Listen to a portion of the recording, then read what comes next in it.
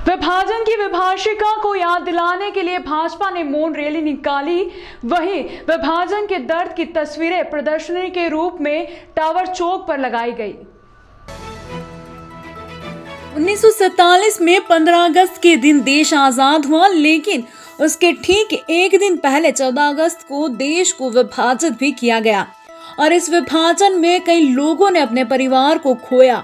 उस समय देश में 10 लाख लोगों की मौत विभिन्न दंगों तथा लड़ाई में हुई। इसी विभाजन विभीषिका के विरोध में बीजेपी द्वारा एक मौन रैली निकाली गई।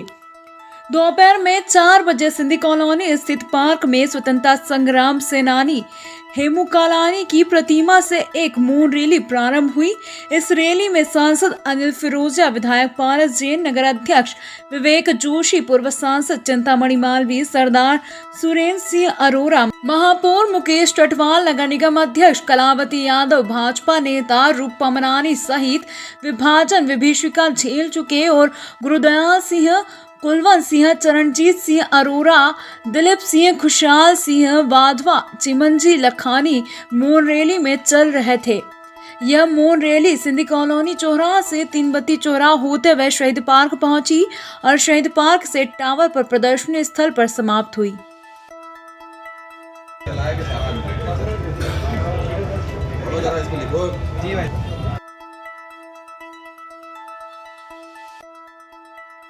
विभाजन की विभीषिका के दर्द पर आधारित चित्रों की प्रदर्शनी टावर चौराहा पर लगाई गई है। यहां पर सांसद अनिल फिरोजिया ने सरदार चरणजीत सिंह अरोरा से प्रदर्शनी का शुभारंभ करवाया।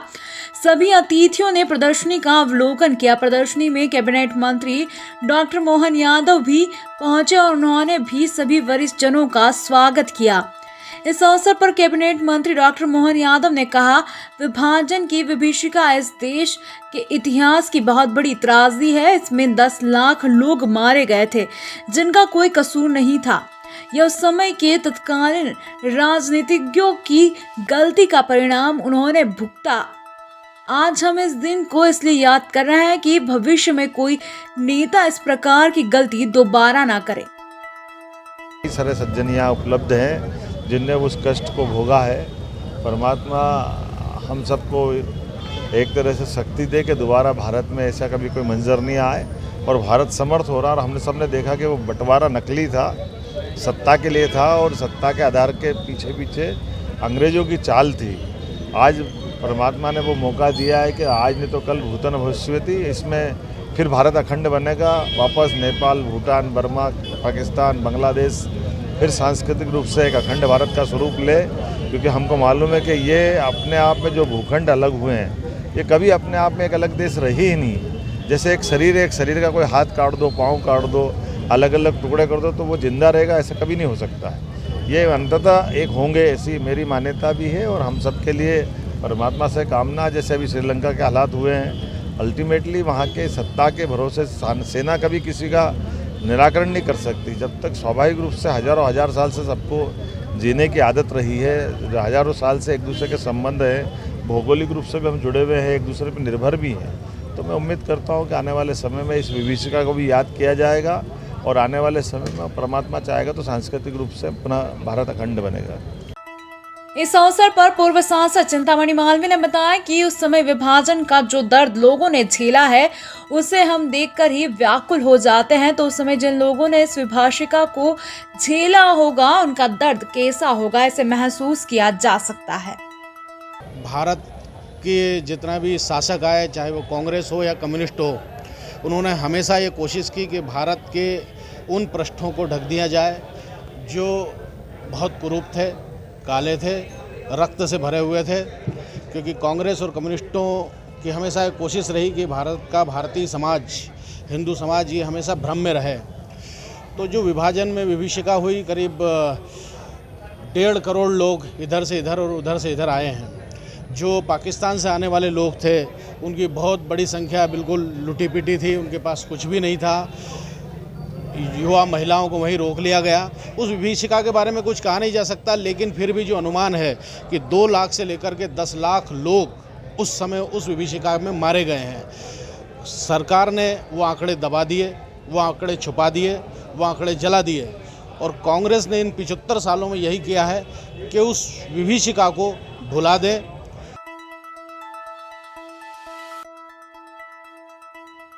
नगर अध्यक्ष विवेक जोशी और जिला अध्यक्ष बहादुर सिंह बोरमुंडला ने बताया कि संप्रदाय के नाम पर देश में विभाजन के समय यह सबसे बड़ी त्रासदी थी और इसको उस समय के लोगों ने कैसे झेला होगा, यह बड़ी बात है। आज हमारी आज़ादी के एक दिन पहले हम इस दिन को याद इसलिए कर रहे हैं क्योंकि उस इतिहास की पुनरावृत्ति कभी भविष्य में ना हो।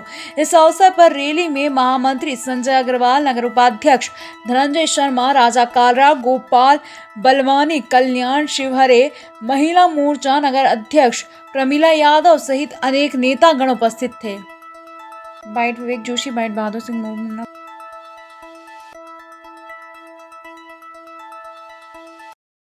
मौन जुलूस निकाल करके पूरे देश भर के सभी नगरों में, सभी जिला केंद्रों पर प्रदर्शनी लगाई जाए और निश्चित रूप से उसमें हमारे विभाजन के पहले का भारत और विभाजन के कारण और तब से अब तक का ये एक लोगों को निश्चित रूप से इस प्रदर्शनी को देखने के बाद ऐसा लगे कि वाकई में पहले किस प्रकार का घटनाक्रम हुआ था, कैसा देश में क्या क्या परिस्थितियां थी।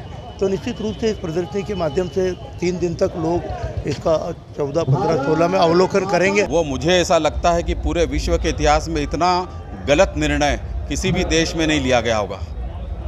उस दौरान अंग्रेजों के अधीन 53 से अधिक देश थे, 54 देश थे करीबन।